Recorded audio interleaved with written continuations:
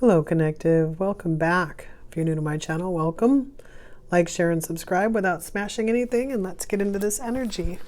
This is a collective reading for Capricorn. Capricorn, let's see what's coming up for you today.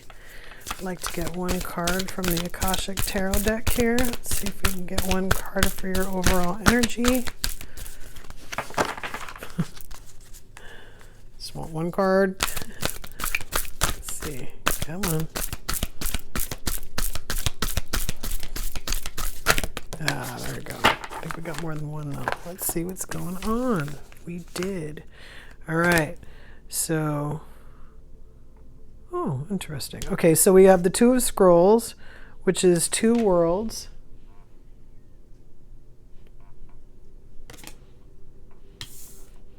And then we have the Three of Roses, which is loving elementals.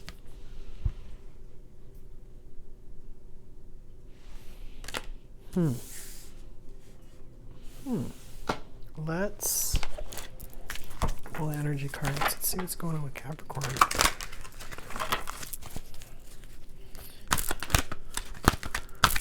think you're the first sign that got two Akashic cards. But that Three of Roses I have seen before. But it also looks like it's tying in with the two worlds, which is interesting. So let's see if we can get any energy to come out to help us kind of shed any light on this. Wow, okay. Just not even sure about that, but we'll see what's up here. Okay. One more. That's interesting.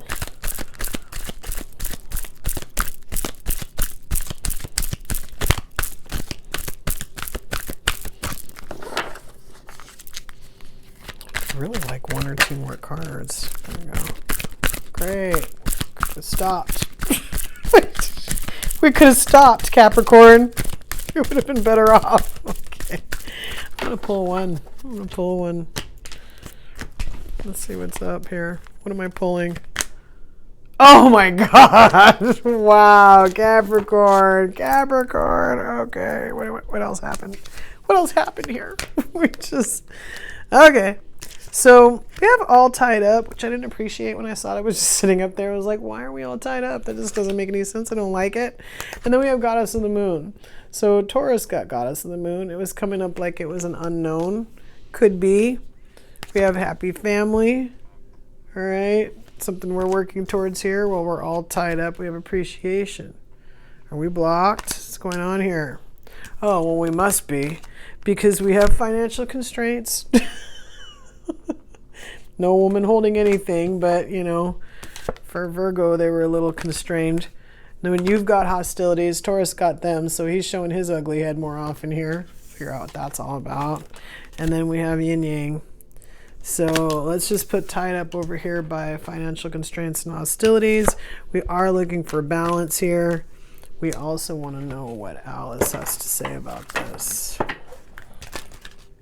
I'm still picking up these Akashic cards. I mean, we're going to have to read, you know, at least one, but probably both. I might just read one. That's interesting. What's that? Nonsense. So I'm not taking it, though, because I think it was Taurus that got that.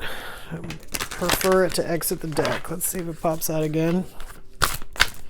I'm taking these two worlds and this like loving elemental cards as like you guys are you're on some kind of spiritual awakening. I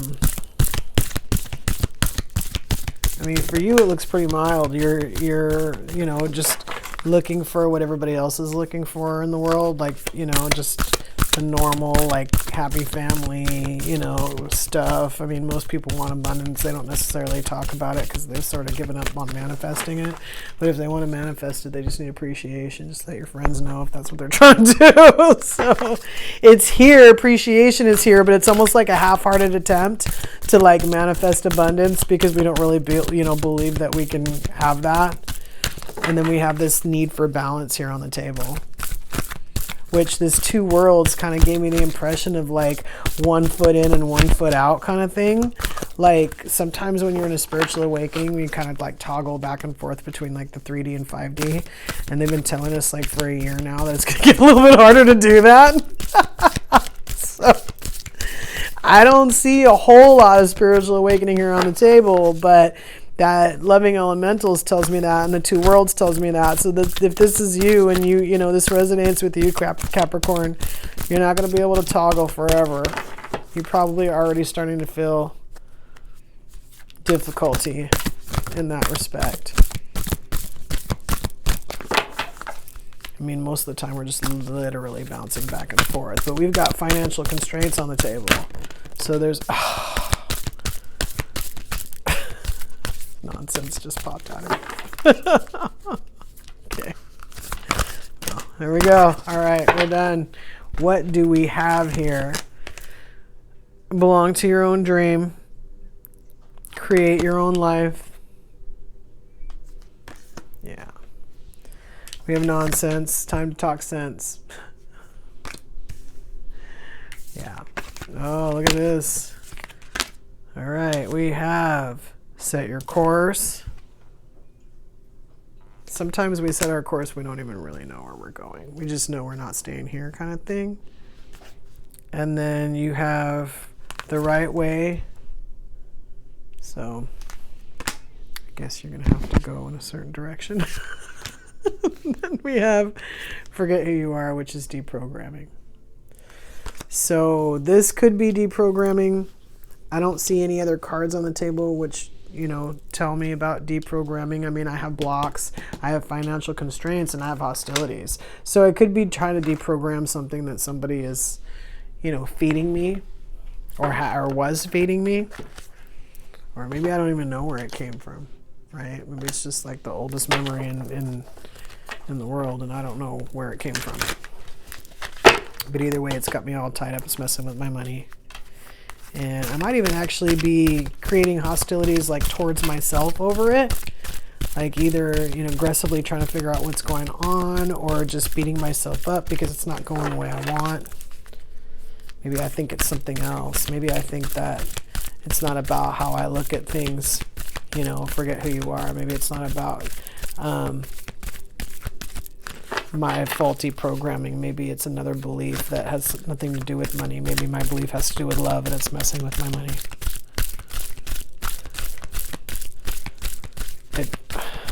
I don't see love on the table. What I see is this card saying, I'm not telling. We're going to read at least one of these Akashic cards anyway. Maybe both. Okay, you know what? I'm going to say, I'm going to pull it if it doesn't come out. I prefer them to come out. What did we get? See the bigger picture? Full moon in Sagittarius.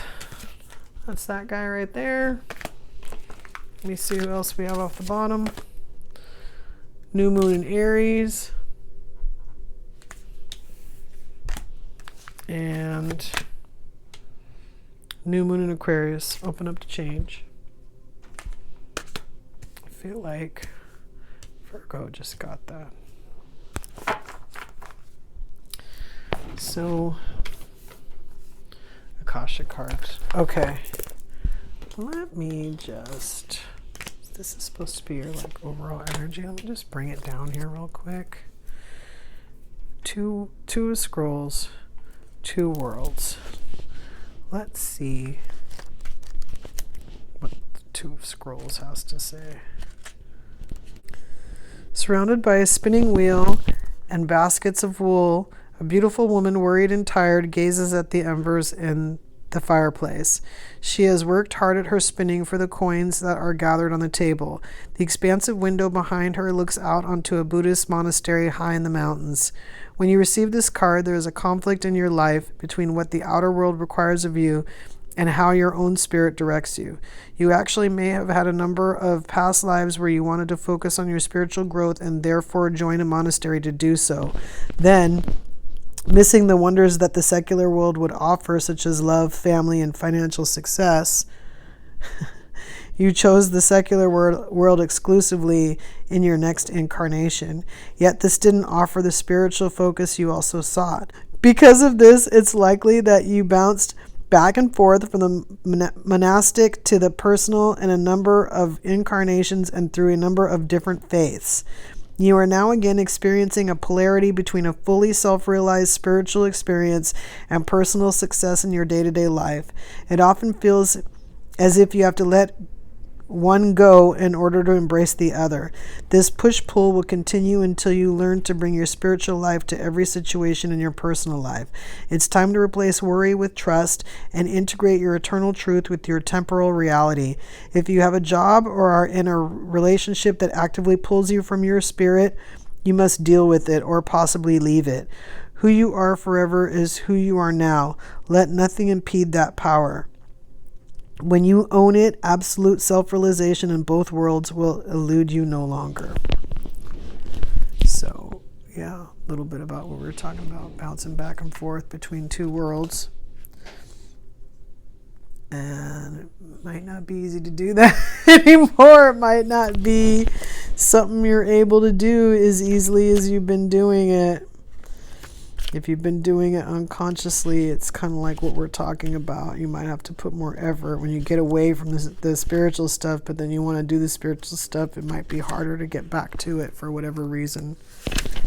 Things might get in the way. Maybe you get too far away from the 3D and the job just isn't there anymore. Lots of ways that could go. We're looking for the 3 of Roses. Found the 4. Here we go. Loving elementals. Let's see how this ties in. Playful fairies and water spirits frolic in the air around a little child. They fill the air with expanding joy and happiness. Although many people don't believe in the elementals, nature spirits of all kinds do exist, and they have more power than can be imagined. They live in the elements of earth, air, wind, and fire, and they're willing to share the guidance, well-being, and inspiration of the Akashic records that exist in the natural world. This card is here to tell you that joy will soon be increasing. It also encourages you to remember to have fun. I feel like I told Taurus that or somebody. Bring more playfulness to your daily life. Let yourself sing a little and laugh a lot. Call on the elementals to inspire you in this and in other areas. They are a font of fun and upliftment that can expand the joy in your life in great measure. So I kind of feel like in a way, like this card specifically said bouncing back and forth, but I feel like this is like the 3D and this is like the 5D, like just because of the little fairies and, you know, the whole roses usually are like cups and the scrolls are like swords. So more of like a thinking and then like a feeling energy kind of thing. And I'm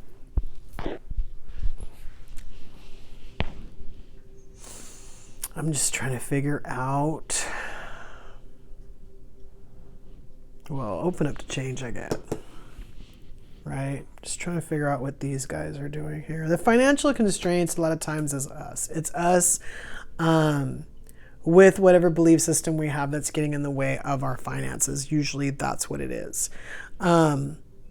You know, that card specifically was talking about like what people want, happy family, that kind of thing. Sometimes these two could be related in the way where one is, whatever's messing with one is messing with the other. Forget who you are. Remember, that's the deprogramming. That's like if we see something or think of something, you know, as far as like, I mean, usually it is money because a lot of people think, you know, for them money is important. So, you know, much easier to find a belief that a lot of people have about money that isn't helping them out than finding a lot of people that have a belief about televisions that's not helping them out. I mean, they might, but you know, they also might not have thought about it. Whereas people do tend to think about money. If it doesn't come in the way they want, a lot of times they at least have a conversation with themselves. Why is this happening? How did I lose this? What, you know, even if what they come up with is not necessarily the answer, they have a belief system, right?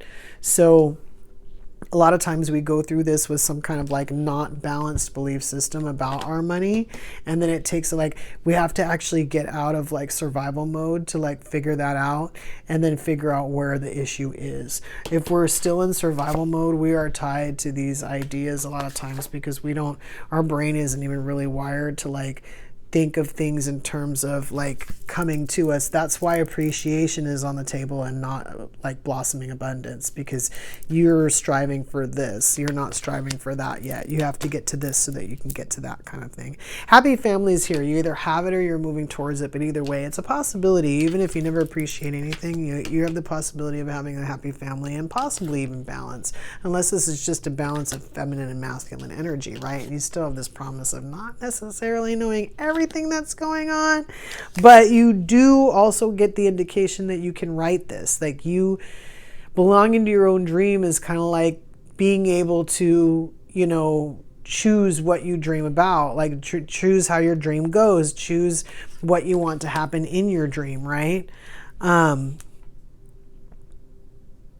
So set your course in the right way. This kind of tells me like a direction. It could just be like, say you are caught between the 3 and the 5D, and maybe you are having a hard time getting back into 1, but you have like a strategy. Let's say you say, you know what, I'm going to do this from now on. I'm going to do this way so that this doesn't happen anymore, because this was too hard this time. I don't want to give up both. I want to be both. I mean, just do both. And you kind of come up with a way to do that, and then you just kind of stick with that and make it work for you. It's a possibility. It ends the toggling between these two. It creates the balance that you need to have both in your life, so that you don't have to worry about getting too far away from one or the other, right? It is talking about there's a right way to do this. If you're having trouble balancing this in your life, there's a right way to do this. It might take for you to like set your course and, realize you have to set your course again, and, maybe it's possible. It's also a possibility that something is in your way that you're allowing to be in your way that actually doesn't need to be there. You're just accepting it because it's been there the whole time, kind of thing. Forget who you are. You have to deprogram that out. You have to say, no, this is possible. Don't tell yourself you're too busy, whatever it is that's getting in the way. Maybe it's a person that's talking nonsense. Either way, you already recognize that this is going to get harder and harder to do if you stick around with the wrong people, right? This guy is not your friend. So it's one of those things where he's just going to bring financial constraints. So is she, right? Some people aren't geared towards going where you're going. If you try to sometimes we try to take people with us, and then it just gets that things don't go the way they're supposed to go because we're trying to bring somebody with us that's not supposed to come. We're trying to bring somebody with us who doesn't believe in fairies, right? It's a little bit too hard to do that. So you have stop talking nonsense, and then you have setting your course and moving forward in the right way. This is encouraging you. This card right here. What is that? Aries. Yeah. Aries is telling you to go for it. Most of the time, we do need encouragement to get away from the thing that's familiar, to move in a direction that's not necessarily so familiar. Seeing the bigger picture does help, because even just knowing why, it doesn't look familiar, or realizing why you're uncomfortable that it doesn't look familiar or anything like that sometimes can help to move forward. This is also another move forward card, but then we also have this open up to change card. So it's kind of like, even if we've said, hey, I've changed, but I haven't changed enough to kind of make this work for me. You still have that opportunity. You have, the things that are kind of basically telling you to kind of, first of all, again, the reminder that you can't see everything. Okay. So just keep that in mind, regardless of what's happening up here, because you're doing a really good job with whatever it is you are doing. There's things on the side that you're not extremely happy about, and maybe things on this side that you haven't gotten to yet. But for the most part, the path is laid out for you. I mean, you've just been kind of hanging out in these two really cool places, and it's okay to do that. You just have to, make it work is all. That's it. Just have to make it work, right? This other stuff's coming. Make sure you do have appreciation. If you can't fathom moving towards abundance, then move towards appreciation. Think of things that you're appreciative of. It doesn't have to be related to the thing that you're trying to get.